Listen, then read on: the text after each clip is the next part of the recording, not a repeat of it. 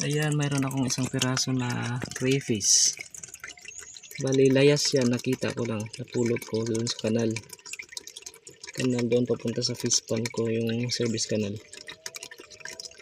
So, naisipan kong alagaan.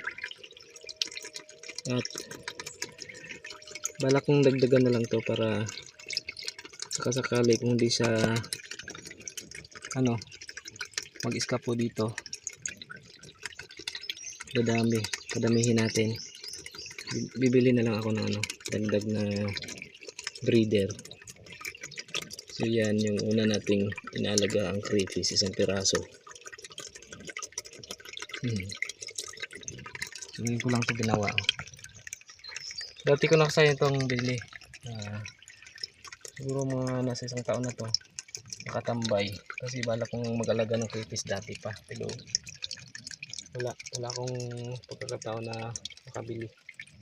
Walang pambili kamo kasi mahal pa ng karyo ng crayfish yung time na yun na binili ko to. So ngayon medyo mura-mura na lang siguro, kaya buti na lang nagagamit ko na dahil dyan sa napulot ng isang piraso na yan. Mailag siya. Wala pa akong hides, nagawa pa ako ng hides niya. Yan yung pinakain ko doon, galing to sa balde. Nilagay ko lang ito sa balde, dalawang araw na yan nakalagay dyan. Tapos bigyan ko ng pagkain yan, pagkain ng chicken. Yan na lang muna ginawa ko, pagkain sa kanya. Ayan, gagawa pa ko ng hides mo. Sana walang tagas. Ang problema nito, nagkaroon siya ng natuklap kasi yung holder niya dito. Yan, habang pinupukpok natuklap siya, so nasama yung ayan okay lang yan kasi nasa taas naman siya. So sana wala siyang tagas para makaipon siya ng tubig. Kung magkataon na mabubuhay to, at sana wag lang siyang miskapo. Gusto ko magpadami ng crayfish. Ayan. Diyan ka muna ha, wala ka muna kasama. Bibili pa ako.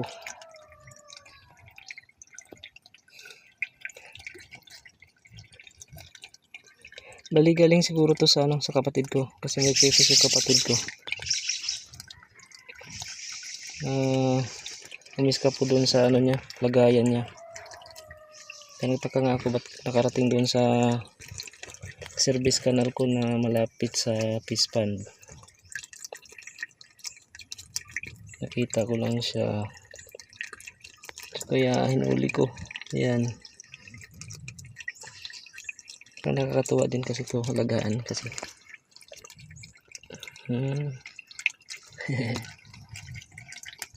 2 days na siya, pero hindi naman siya malakas naman siya mailag. Sige, kunin muna natin ng tubig. Hanggang kalahati siguro hanggang dito. Yan, lagyan natin hanggang dyan.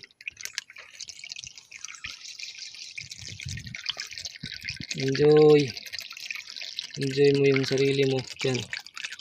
Mag-isa ka lang muna, sulong-sulong mo yung trapal pan na maliit. So mag-update na lang ako dito kung mayroong nadagdag. Ayan. Bye bye. Bali pala yung ilalim ko pala nilagyan ng mga plastic saka sako. Plastic saka sako. Lang naman to, try out lang naman to. Hindi natin alam kung tuloy-tuloy ito. Depende na lang kung hindi siya umiskapo. Bye bye. Bye bye crayfish. Ayan. Hindi ko lang alam kung male o female yung crayfish na yan.